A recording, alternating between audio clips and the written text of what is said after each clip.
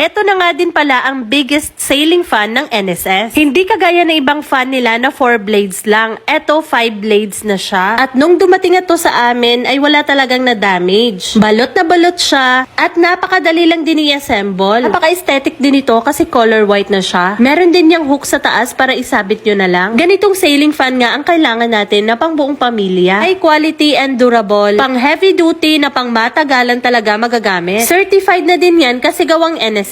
At nung kinabit na nga namin ay napakalaki talaga niya. Alam nyo ba na kahit malaki ito ay low noise lang siya na hindi siya maingay pag ginagamit mo. At medyo malamig din yung buga ng hangin niya. Kaya naman sa gabi hindi talaga mai-store